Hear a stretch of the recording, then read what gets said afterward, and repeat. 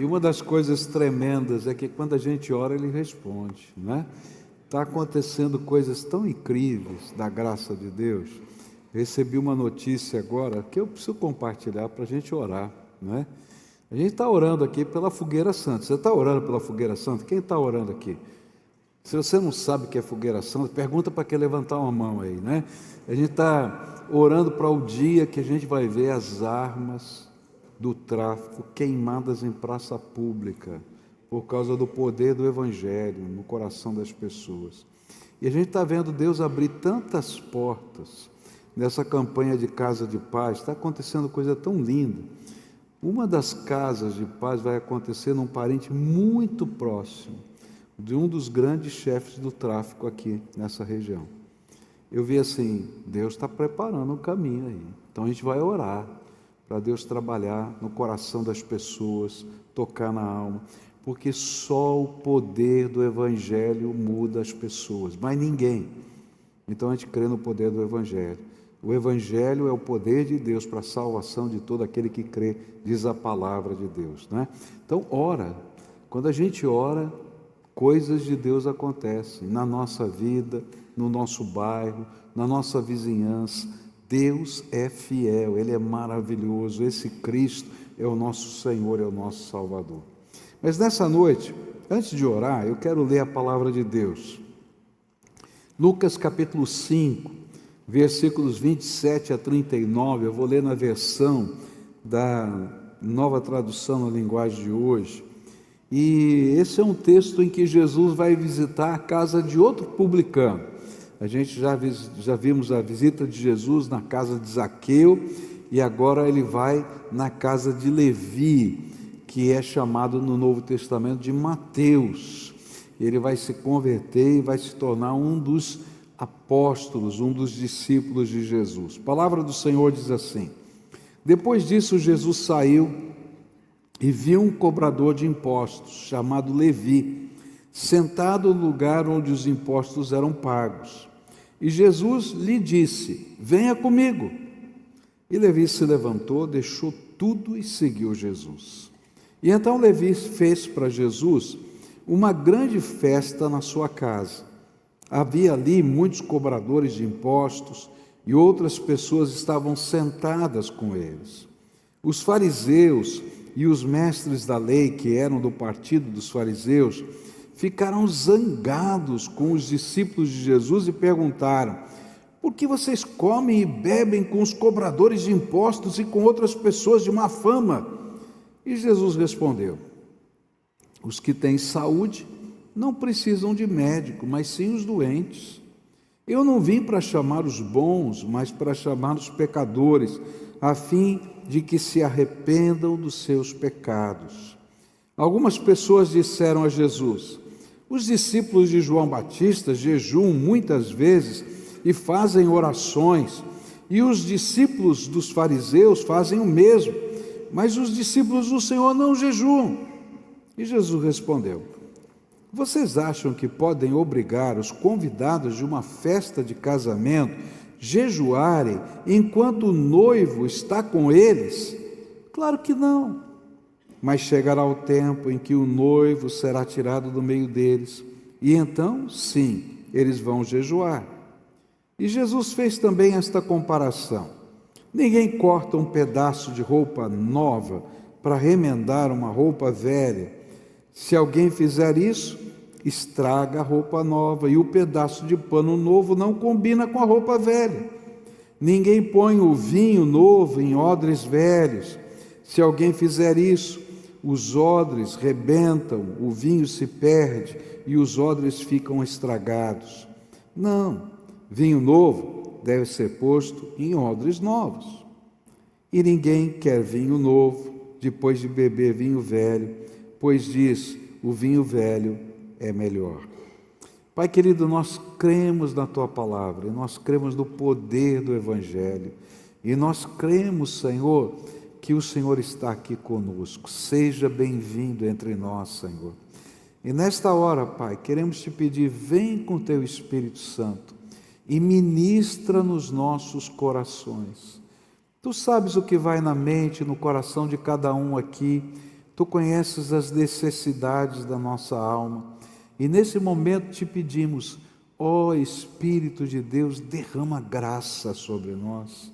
Derrama a tua bênção, derrama o teu poder, derrama, Senhor, a tua instrução, a tua sabedoria. Visita-nos, Senhor, é aquilo que clamamos, no nome de Jesus. Amém e amém.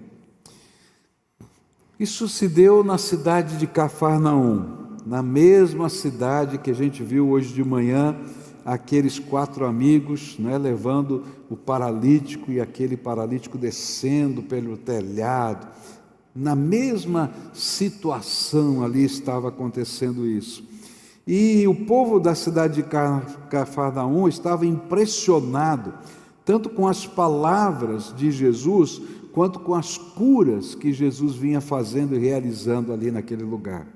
E ele estava saindo, provavelmente da sua casa, indo na direção do mar da Galileia, que é um grande lago ali naquela região.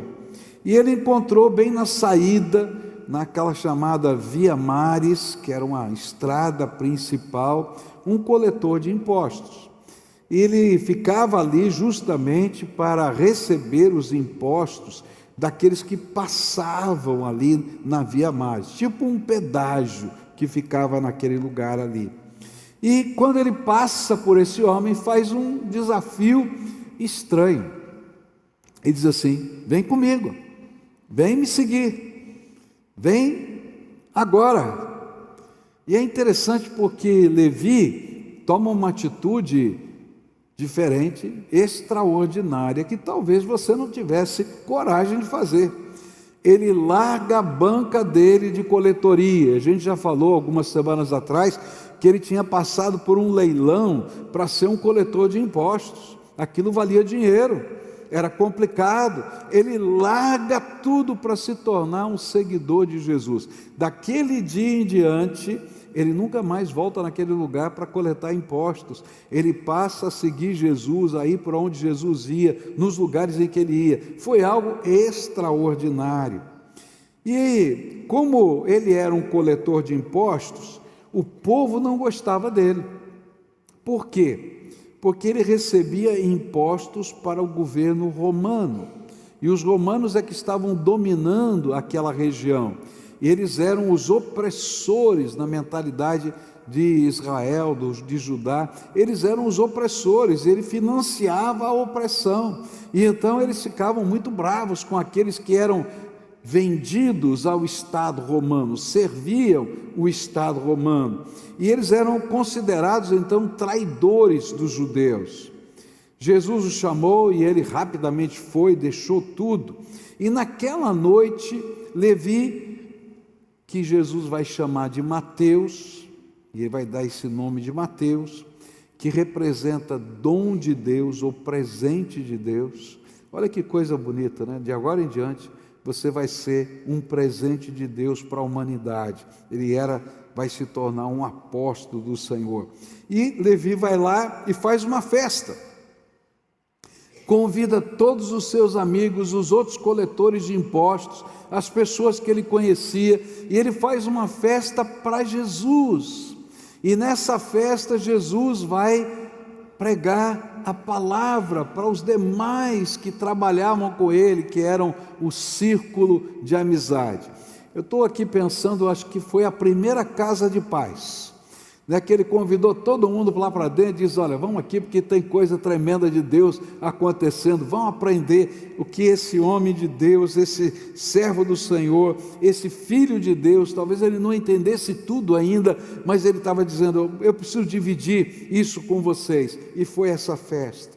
Isso de repente gerou uma insatisfação muito grande por parte dos fariseus, dos escribas. E apesar de tudo aquilo que eles estavam ouvindo, que Jesus tinha falado e tinha ensinado, e os milagres que ele tinha feito, o grande problema deles é que eles não conseguiam ver como Jesus poderia se enquadrar nos preceitos religiosos deles e na imagem de um rabi, de um mestre da lei. Ele diz assim: não dá certo. A gente está vendo coisas aqui, mas não encaixa. Aquilo que a gente conhece aqui da nossa religião não bate com aquilo que Jesus está fazendo. E por isso, apesar de eles estarem ali por perto, eles eram sempre críticos a Jesus. E Jesus então vai usar 4 ilustrações para ajudar esses fariseus e a nós a entendermos a sua mensagem e o seu ministério. O que Jesus veio fazer? O que ele estava fazendo naquela casa dos publicanos? Por que os milagres estavam acontecendo? E então Jesus fala a respeito dele mesmo e coloca 4 ilustrações para a gente poder entender como é que funciona a dinâmica entre nós e Jesus, para que a gente possa receber dele uma vida renovada, uma vida cheia de graça. Então, quais foram as ilustrações que ele contou na casa de Levi e Mateus? A primeira ilustração está no versículo 31, nos versículos 31 e 32. Diz assim: respondeu-lhe Jesus: não necessitam de médico os sãos, mas sim os enfermos. Eu não vim chamar justos, mas pecadores ao arrependimento. Os fariseus viam Mateus e os seus amigos como pecadores condenados sem condição de mudança, de transformação. Jesus via aqueles homens como doentes espirituais. Olha que diferença. Doentes espirituais, pacientes que necessitavam da ajuda de um médico. Jesus sabia que o pecado é a maior doença da humanidade. Uma vez eu fui convidado para falar numa universidade de medicina a respeito de ética cristã. Na verdade, fui professor lá durante alguns anos de ética cristã no exercício da medicina. E um dos estudos que a gente tinha que dar lá é sobre doença. Como é que nós pensamos a respeito da doença? E é interessante isso, eu tive que estudar na Bíblia por que nós ficamos doentes. E a palavra de Deus diz o seguinte, que quando Deus nos criou, não é?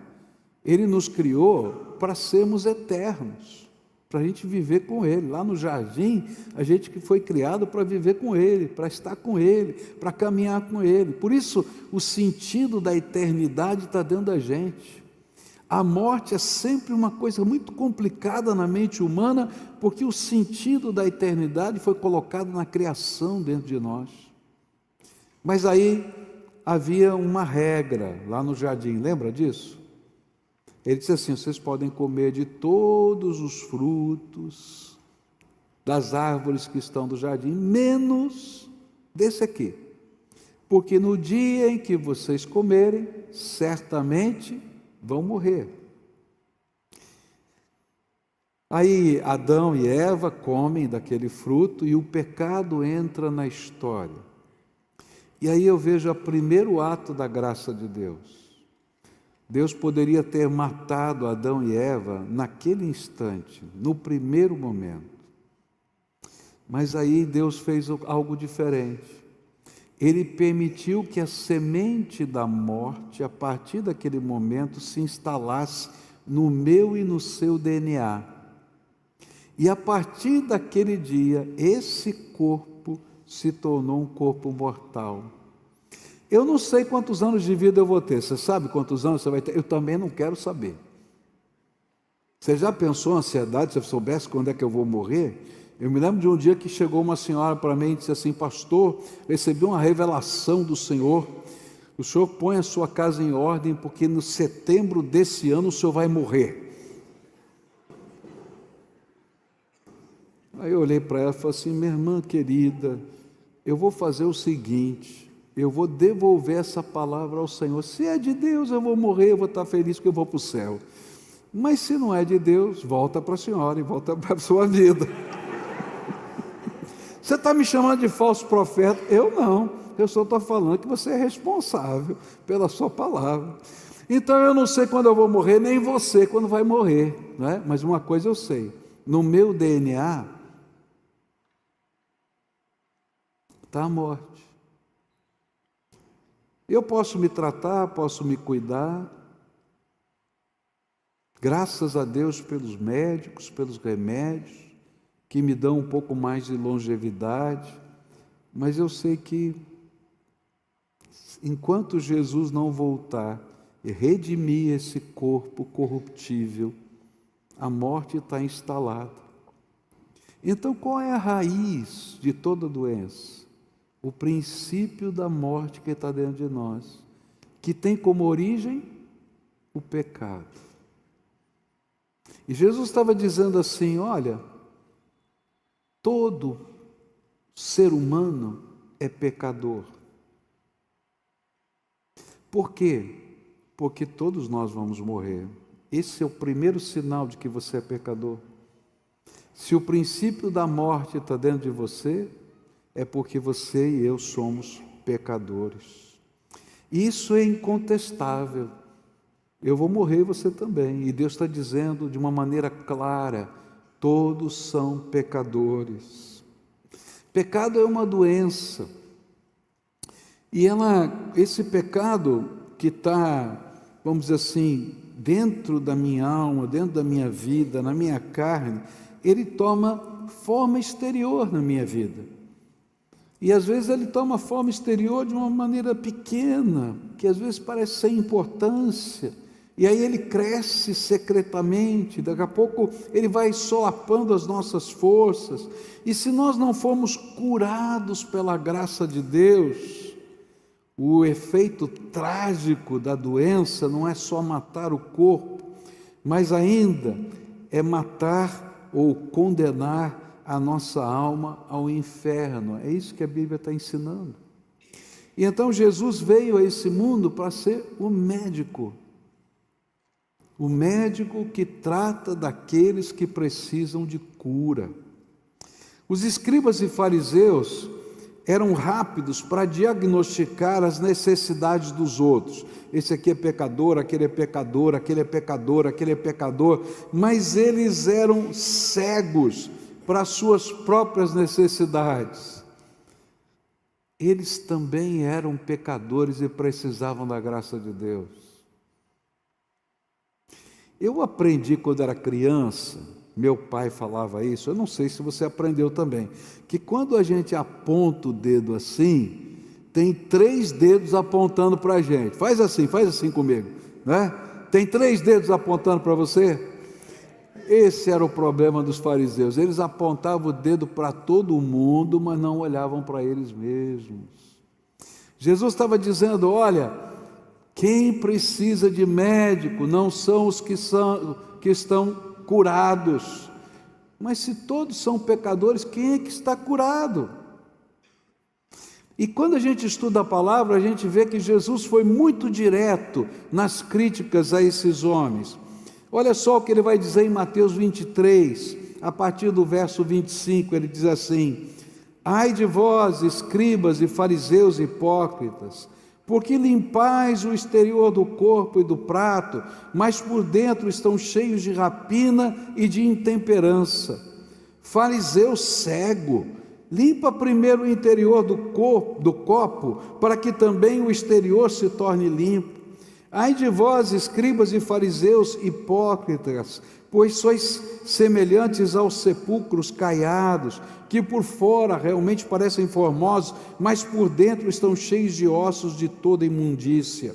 E assim também vós, exteriormente pareceis justos aos homens, mas por dentro estáis cheios de hipocrisia e de iniquidade.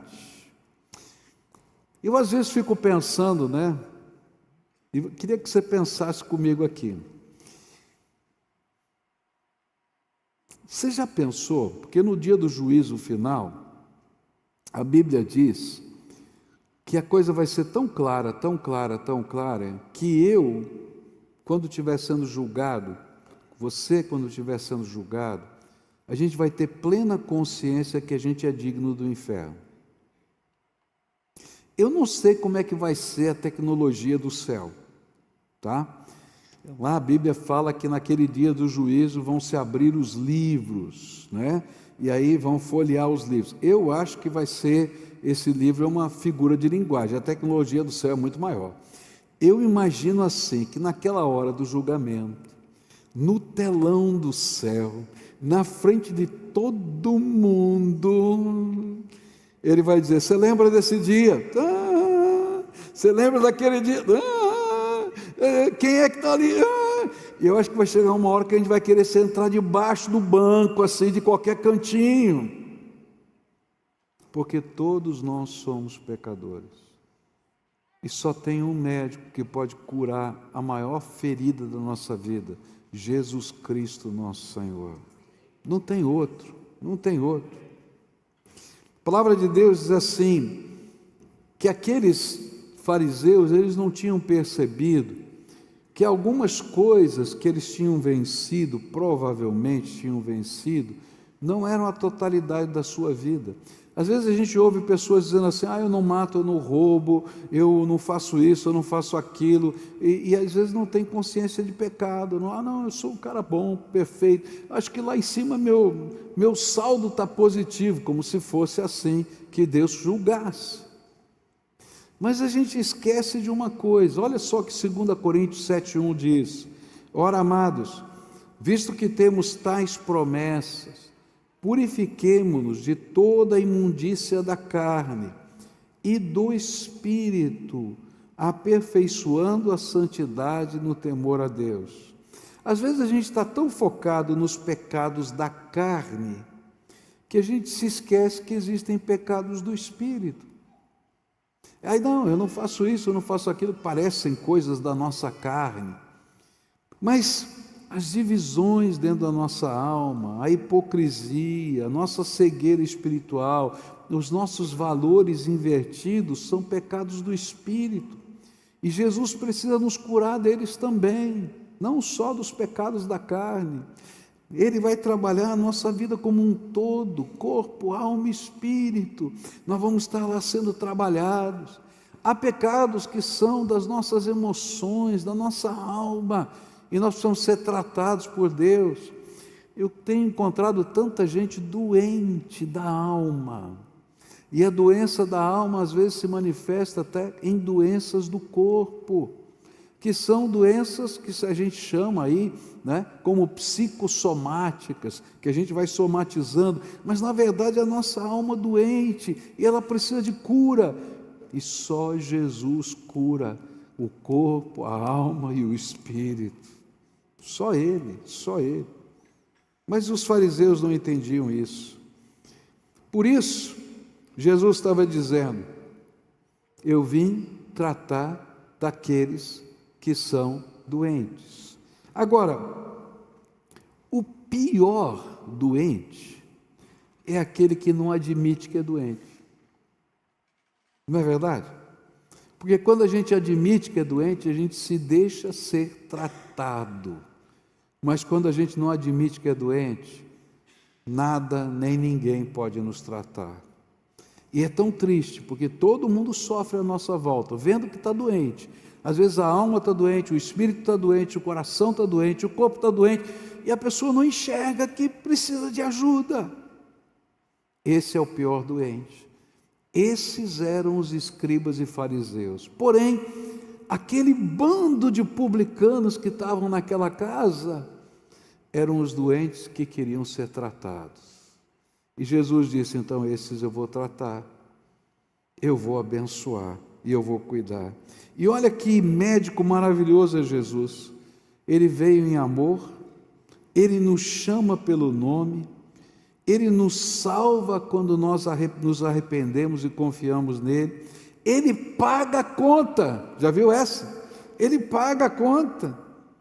Ele tem o diagnóstico exato e a sua cura é perfeita e completa, porque Ele se importa conosco. Eu me lembrei, quando estava estudando esse texto, da história de Florence Nightingale. Florence Nightingale até hoje é a patrona aqui no Brasil dos que estudam enfermagem. Tem enfermeiro aqui? Deixa eu ver. Tem. Então vocês conhecem a história aqui da Florence, né? Uma coisa bonita. Florence Nightingale era uma cristã, temente a Deus, enfermeira. ela sai com um grupo de 38 enfermeiras voluntárias para ir para o campo de batalha na Crimeia. Crimeia agora ficou conhecida, né, por causa da guerra da Ucrânia lá, para aquela região. Então, a Inglaterra estava lutando com a Rússia pela posse da Crimeia, ali naquele lugar. E naquele lugar estavam morrendo muitos soldados britânicos. E muitos desses soldados morriam não por causa das balas, dos tiros, mas por causa da insalubridade dos hospitais de campanha naquele tempo. E ela vai com uma missão, ela vai para abençoar aqueles soldados. Entra no campo de batalha, naqueles hospitais de campanha, mas ela tinha uma marca diferente. O coração dela era diferente. Ela não era uma burocrata ou simplesmente uma técnica. E ela ficou famosa por causa de uma lâmpada. Ela tinha uma pequena lamparina de óleo, e ela com aquela lamparina ia saindo à noite, de leito em leito, e não importava se o paciente que estava naquele hospital era amigo ou inimigo, inglês ou russo, tanto faz, porque ela sabia que dor não tem bandeira, ela tinha que abençoar todo mundo que estava lá, essa era a sua missão. E ela entrava ali, olhava detalhadamente cada paciente, conversava com eles. Às vezes o que ela podia fazer é orar com eles, segurar na mão, e eles estavam já moribundos, morrendo. Outras vezes ela podia limpar uma ferida, lavar aqueles panos sujos, e ela então fazia isso. E por causa dessa atitude dessa mulher, ela foi chamada da mulher da lâmpada. E aqui tem uma ilustração muito bonita. Toda vez que a graça de Deus vem para a nossa vida, é como uma lâmpada que ilumina as nossas feridas, e o verdadeiro médico, Jesus Cristo, é aquele que vem nos tratar. Lá na visão de Florence Nightingale, a gente vai poder entender um pouquinho da missão de Jesus. Ele veio para tratar de cada um de nós, se nós nos deixarmos tratar, se nós nos colocarmos como pacientes nas suas mãos. Nessa noite eu quero dizer para você, todos nós precisamos de Jesus, não tem outro jeito. Segunda ilustração, versículos 33 a 35, Jesus usou a ilustração do noivo, da festa de casamento. E eles disseram: vocês não jejuam? Nós jejuamos. Olha só, a crítica deles era que parecia, aos olhos deles, que os discípulos de Jesus só faziam festa, só isso. E Jesus vai usar essa ilustração. Ele diz assim: quando você vai para uma festa de casamento, você vai fazer jejum? Não é dia de fazer jejum. Vai para a festa de casamento, vai se alegrar com as pessoas que estão lá. E no costume dos judeus, o casamento levava uma semana. A festa era de uma semana inteira.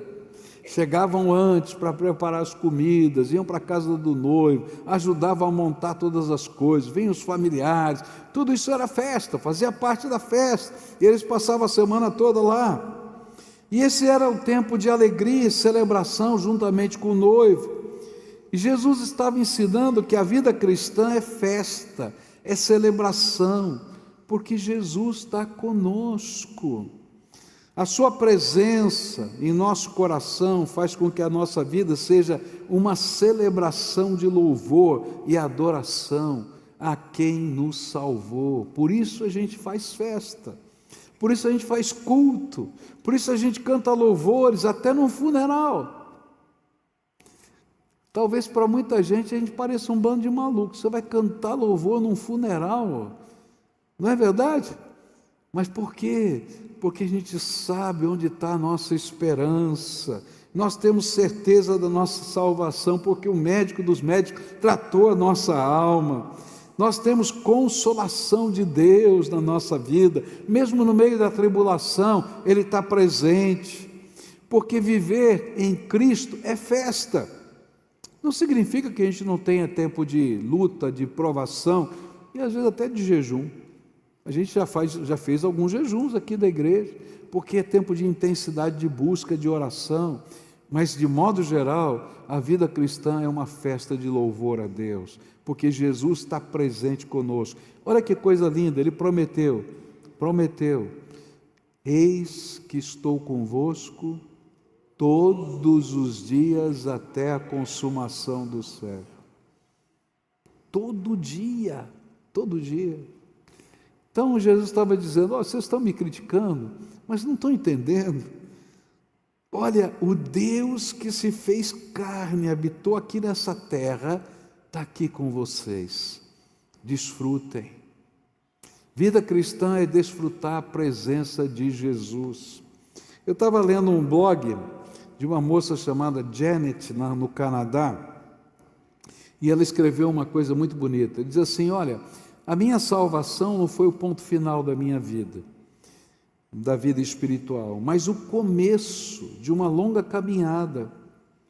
Nem sempre eu me senti próxima de Deus, houve momentos que eu deixei de ler a Bíblia, deixei de orar, momentos em que pensei que Ele estava distante.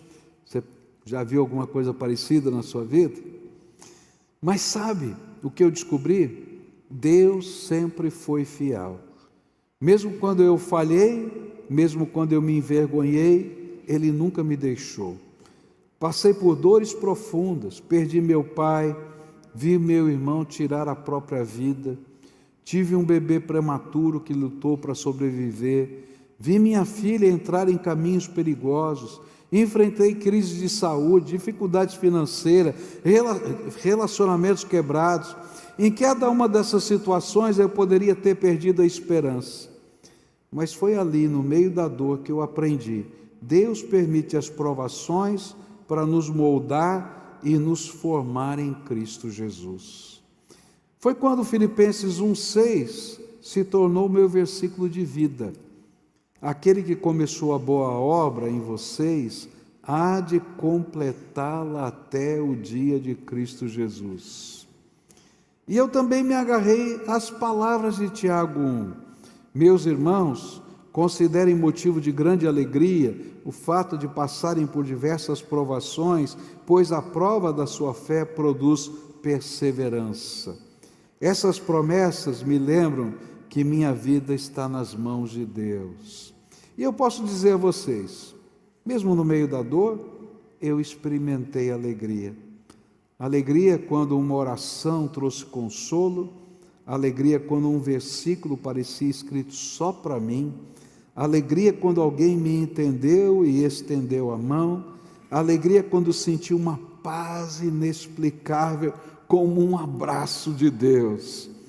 E hoje eu aguardo o dia em que estarei para sempre com Cristo, perfeita nele. Mas já vivo hoje a alegria da salvação, porque minha esperança, minha identidade, meu amor estão firmados em Jesus. Essa é a minha festa diária com Ele, sabendo que nunca estou sozinho. Olha que coisa tremenda. Andar com Jesus é desfrutar da festa dele estar sempre presente na nossa casa e na nossa vida. Jesus estava dizendo, olha, desfruta, eu estou aqui com você, venha para a festa, eu estou aqui com você.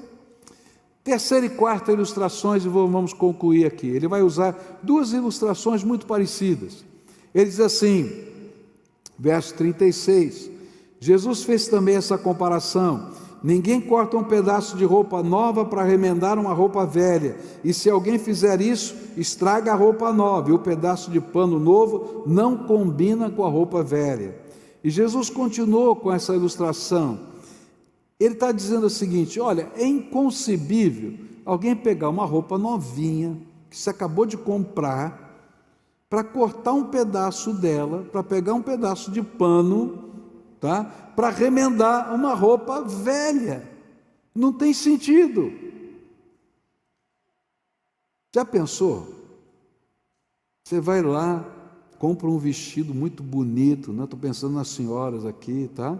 E aí então corta um pedaço dele, fica um buraco, aquele novo ficou imprestável. Mas naquele tempo não havia tecido pré-encolhido, tá? Normalmente era algodão que se usava para fazer os tecidos, ou lã, né? Mas normalmente é algodão, no calor que estava lá, naquela região.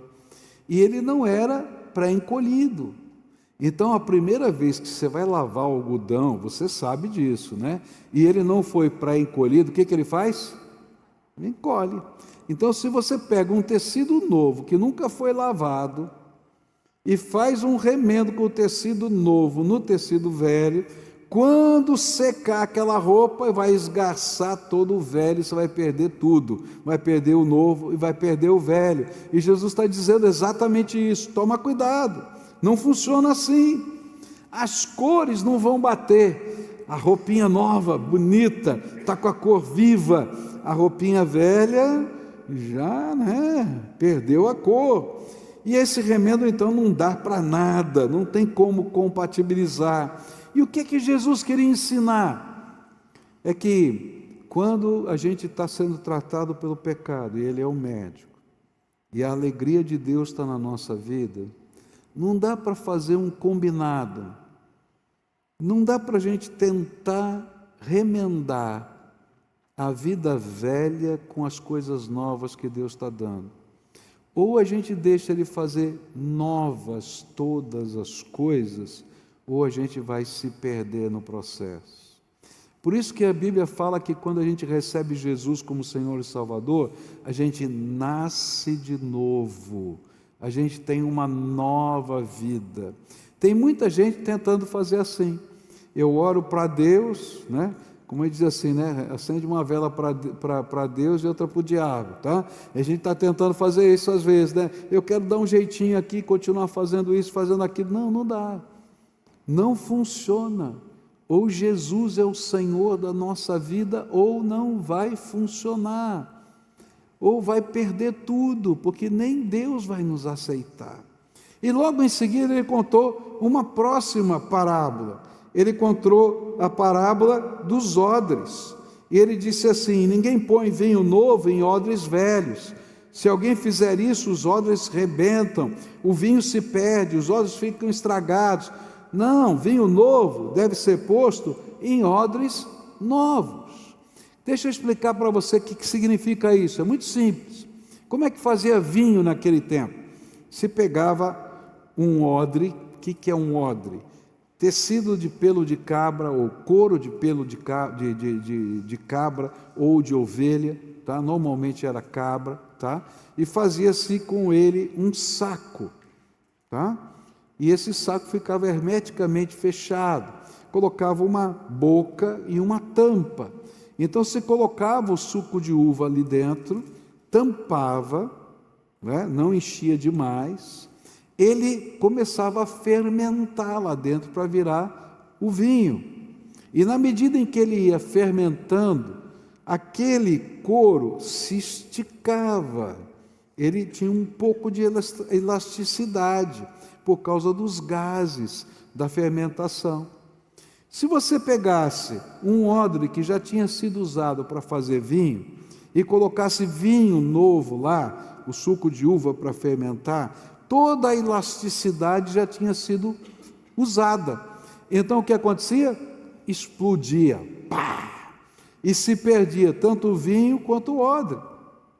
Então se punha vinho novo em odres novos. Está claro? O que Jesus queria dizer com isso? Porque todo mundo entendeu isso. Jesus estava dizendo que era impossível conter a nova fé nos velhos odres de uma religião que não produz vida interior. O grande problema dos fariseus é que estavam dizendo assim: Jesus não encaixa dentro da nossa concepção de vida e fé. Mas quem é que tem que encaixar? É Jesus ou eu que tenho que encaixar na proposição de Cristo? Estavam invertendo a ordem das coisas. Mas tem muita gente fazendo isso hoje, dizendo assim: olha, o que eu acredito, o que eu penso, o que eu faço, a minha tradição não bate com isso. E Jesus está dizendo: não vai bater. Se Deus está te dando algo novo da graça, aprenda com Jesus essa coisa tremenda da graça na sua vida. Eu estava lendo algumas histórias muito interessantes, e uma delas que me chamou a atenção foi de um homem chamado Samuel Morris. Samuel Morris foi um nativo, ele nasceu em 1873 na Libéria, e o nome dele era Cabu. Ele é filho de um chefe de uma tribo Cru. E quando ele tinha 14 anos de idade, a sua tribo foi atacada por uma tribo rival chamada Grebus. E essa tribo então levou cativo Cabu, e ele foi feito refém. E a família dele tinha que pagar tributos para os grebos, para que eles não machucassem aquele moço. E quando os tributos cessavam, Cabu era torturado. Isso acontecia frequentemente. Eles usavam cordas de cipó que feriam a pele dele, chicotes, humilhações, formas cruéis de punição. E num desses episódios, ele estava amarrado a um poste, ferido, exausto, ao ponto de mal poder se mover ou respirar. E enquanto ele estava num estado de quase rendição, achando que ele ia morrer, algo sobrenatural aconteceu que ele não conseguia entender. Ele viu uma luz brilhante que envolveu o seu corpo, e ao mesmo tempo ouviu uma voz dizendo: corra, Cabu, corra, corra, Cabu, corra. E aí as cordas se desprenderam, caíram sozinhas, e ele sentiu forças no seu corpo e saiu correndo.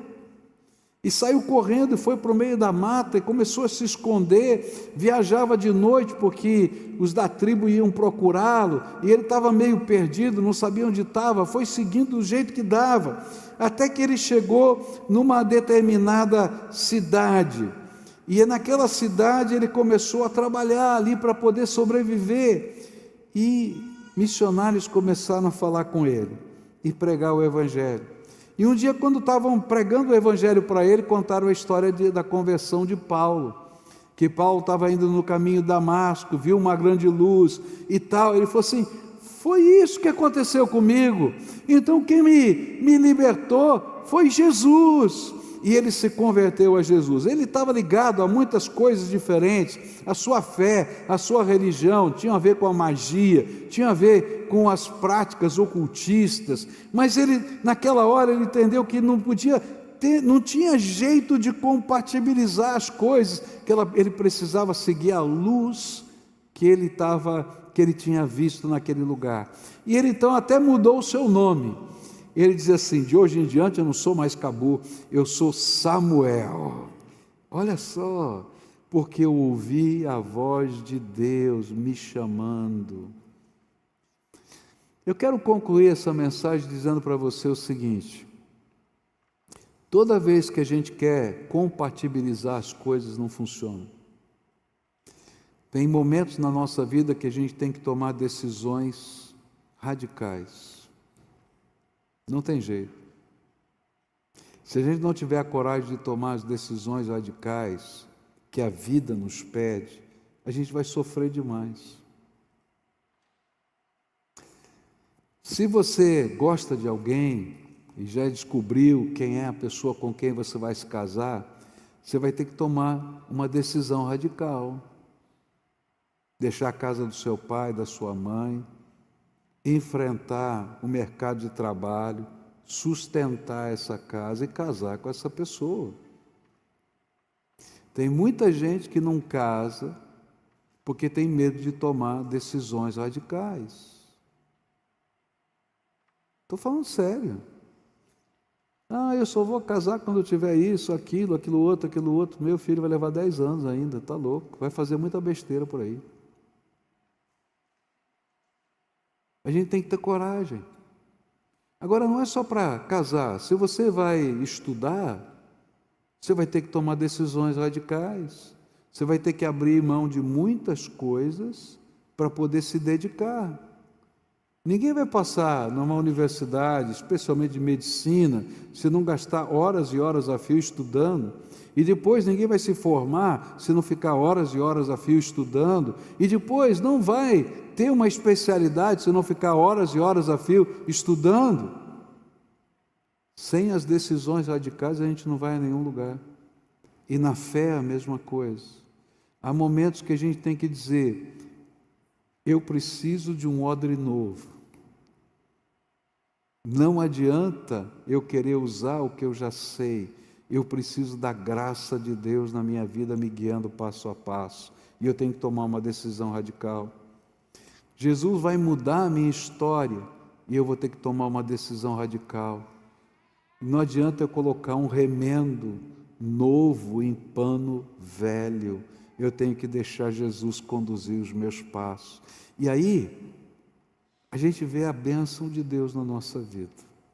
Porque a festa continua na medida em que a gente tem coragem de tomar as decisões radicais. Ele segura na nossa mão e nos guia. Eu me lembro que eu estava andando no centro de Curitiba, anos atrás, e eu vi uma cena, eu acho que eu contei aqui para vocês, eu vi uma cena muito bonitinha, eu achei muito legal. No centro da cidade tem um calçadão lá em Curitiba, onde os carros não passam, mas tem duas grandes avenidas que cortam esse calçadão, e você tem que atravessar essas ruas. E elas são muito movimentadas, tem um semáforo ali para ajudar você a atravessar. E vinha um pai com uma garotinha pequenininha, e ele estava segurando na mão da garotinha, e a garotinha estava ali andando com ele, pulando, festejando, aquela coisa toda. E ele parou na beira do meio-fio ali, esperando o farol abrir. E aí, quando o farol abriu, ele não teve dúvida, pegou a garotinha pelo braço, ergueu e saiu correndo para atravessar a rua. E a garotinha dava risada e balançava os pezinhos como se estivesse andando no ar, feliz da vida. Aquela cena não me sai da minha cabeça, sabe por quê? Porque às vezes quando a gente toma uma decisão radical, a gente tem tanto medo. Fazer o que Deus está pedindo para a gente, às vezes dá tanto medo, mas Jesus é o médico que está curando a nossa alma e Ele é aquele que está fazendo a festa. E sabe o que é bonito? É que toda vez que você toma uma decisão radical lá de Jesus, Ele te segura pela mão, que nem aquela garotinha, foi erguida pelo Pai, e Ele atravessa os perigos que estão adiante de nós, segurando na nossa mão. E sabe o que é maravilhoso? É que a sensação da presença, da paz, da proteção, do cuidado de Jesus é tão grande, que às vezes eu me sinto como aquela garotinha que está andando no ar, enquanto Jesus me carrega pela vida. Não tem melhor coisa do que viver nos braços de nosso Senhor Jesus Cristo. Nessa noite eu queria orar com você. Vem aqui o pessoal do louvor, vem aqui nos ajudar.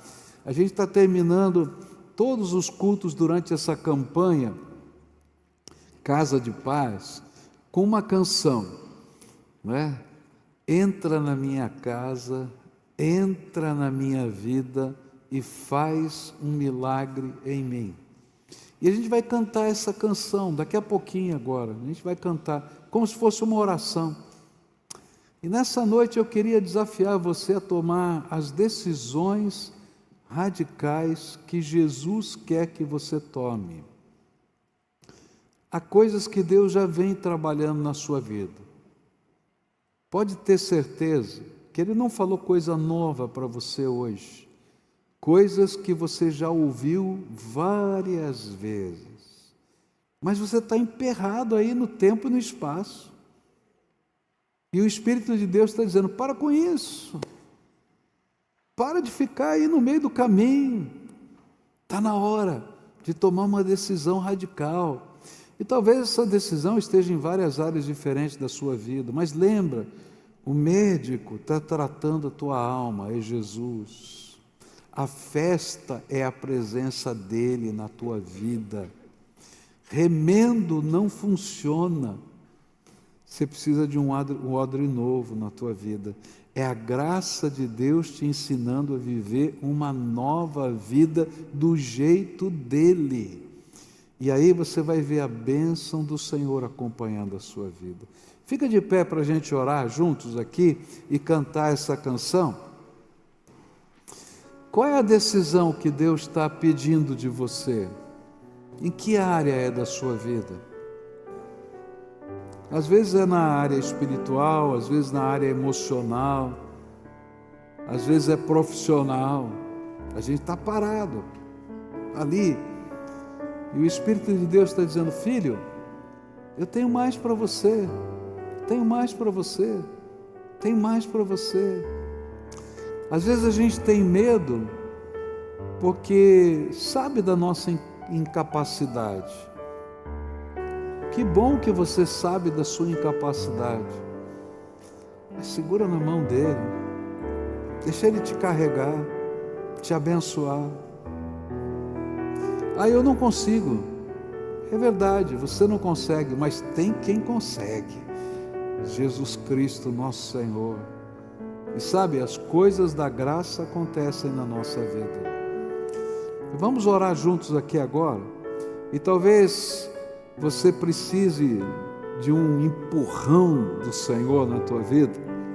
Então pede para Ele: segura na minha mão, Senhor, segura na minha mão. Me empurra, me leva, me carrega, mas eu quero que o Senhor faça algo extraordinário na minha vida. Quer orar assim? Vamos orar juntos por isso? Concorda?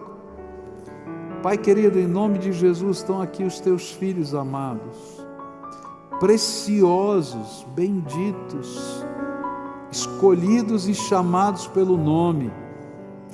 Pai, dá a eles a coragem de Levi e Mateus, de quando o Senhor chegou, passou por eles e disse: vem, segue-me. Ele não pensou duas vezes, largou a banquinha dele lá e foi, porque ele sabia que o melhor estava por acontecer. Ó Pai, tem gente presa nos seus cantinhos, nos tabuleiros da vida, nas banquinhas, nas esquinas, nos embaraços do dia a dia. Nessa hora eu quero te pedir: vem, ó Espírito Santo, e revela a tua luz, que o Senhor revele o que a tua presença libertadora, como o Senhor fez com Samuel Morris. Corra, Cabu, corra, Cabu, corra, Cabu. Ó Pai, que o teu Espírito diga: corra, porque eu sou contigo. Eu tenho um plano para a tua vida. Ó Senhor, revela o teu poder e a tua graça, e abençoa pessoas aqui nessa noite, e que essas pessoas sejam cheias da graça de nosso Senhor Jesus Cristo. Aqueles que precisam de cura, cura espiritual, cura emocional, cura física, Tu és o médico dos médicos e Senhor dos senhores. Venha, Senhor, sobre eles a Tua graça. Aqueles, Senhor, que estão vivendo o luto, o jejum e a angústia todo dia, que seja tempo de festa, Senhor, que o Senhor se revele no meio deles, que a casa deles seja abençoada, que a paz do Senhor Jesus brilhe, que não haja remendo, nem odre quebrado, mas que haja graça de Deus nas nossas vidas. Vem, ó Espírito Santo, é aquilo que clamamos, em nome de Jesus. Amém e amém.